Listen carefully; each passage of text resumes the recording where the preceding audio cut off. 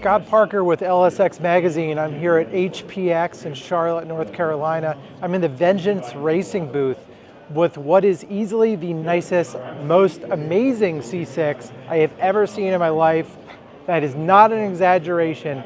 I'm here with Howard Tanner. He's going to walk us through the car and you can see what I mean. We've become so numb with the C6s of these high-powered cars, but this is just way beyond, high-powered C6. There's way too much in this car for even me to see, so Howard's going to walk us through.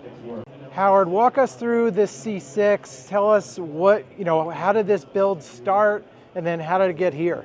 The C6 is definitely a favorite Corvette of many people. This VR1 really started with a customer that we have that we've done a lot of work with that kind of had some demands on what he wanted. So a lot of this was predicated around a power value, which we're always looking for.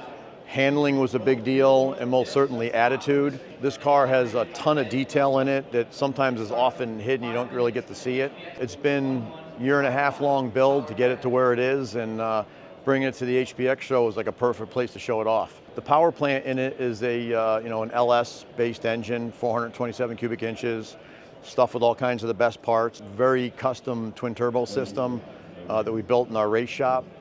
Interestingly enough, we're using the frame rails for part of the charge piping.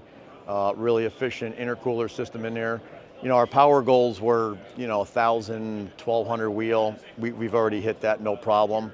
What's really cool in this car is it's got a sequential transmission in it. So when you talk about that kind of power level and you don't have to drop any power, it shifts and jam it right through. It's super fast. The suspension in here is second to none. What's really neat is we have the sway bars are actually controlled with levers inside the car, so we can change the bias of the front and rear independently, which is kind of neat to have that control. Coilover suspension in it, a lot of lightweight pieces. What's really cool with the car is the detail in it. Our customer was obviously looking for performance, but he was looking for super quality. Everything under the car has been Cerakoted, every nut, every bolt. We kind of wish we were able to bring the car here and have some mirrors underneath it, but didn't work out. But you talk about attention to detail is amazing. When you get up close on it, which is kind of hard to tell with the lighting here and the color, it's got a lot of carbon parts on it, doors, fenders, rear quarter panel.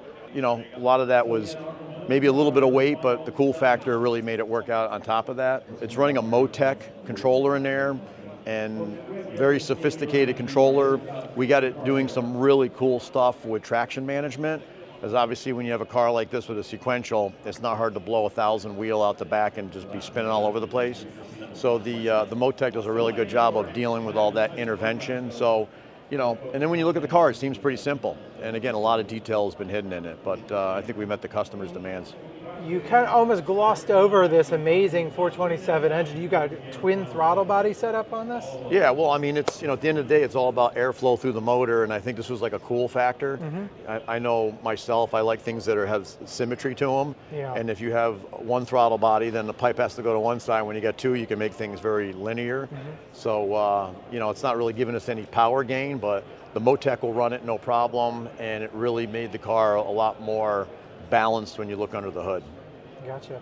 So the turbos in this car, they're located where? Kind of in the fender area here? No, these turbos are actually below, just below the exhaust manifold, which is where you want a turbo, so it lights off from the heat. And then right from the turbo, right to the frame rail is the charge piping. So it's pretty compact. We see a lot of cars where turbos are stuffed up front in weird places, and from an engineering standpoint, you really don't want the turbo too far away, because what lights off the turbo is exhaust gas.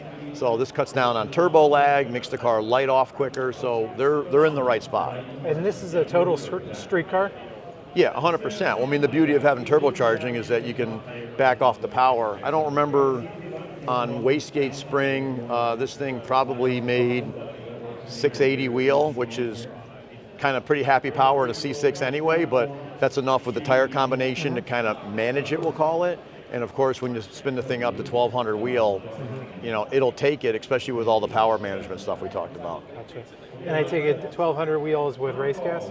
Yeah, we're running the 85 in it, and that 1,200 was still not turning the screws to it. We just kind of stopped where we were. We had other stuff to finish on the car, so the motor and the turbo system is probably capable of close to 1,500 wheel. we felt that where it's at right now, the customer's going to have his hands full as it is, so we'll send it out and the motor's happy and everything will work out great. That's fantastic. Yeah, one of the things I noticed here that the wheels are even carbon on this car. Yeah, I mean, you know, carbon wheels are like the new cool thing now, right? You can buy a new C8 Z06 with carbon wheels on it, and you know, the whole theme of the car has been the carbon ZR1, so it made sense to use carbon wheels. Yeah, you've got carbon seats, you got carbon everything in this thing. Who doesn't like carbon? Yeah, right? What's really impressive about this car is that, again, there are a lot of C6s out there, a lot of twin turbo C6s, a lot of twin turbo C6s with carbon on them, but this thing just takes it to a whole nother level. Yeah, I mean, I think the big thing is we thought about every aspect of the car and all its integration. Again, it's not hard to make power today. It's all about, you know, what power fits for what you're using it for, and can you manage it? Has the customer seen the car yet? He's seen it. He was trying to come here to the show with us and had some other plans. And like I said, it's been a long project, a lot of detail, a lot of custom different things and places that nobody's gone with and certain fabrication things. So it's taken its time, but I think he's pretty stoked about where it is now, and we're going to get it back to him next week. Awesome. Well, thank you very much, Howard. You're welcome. Thank you.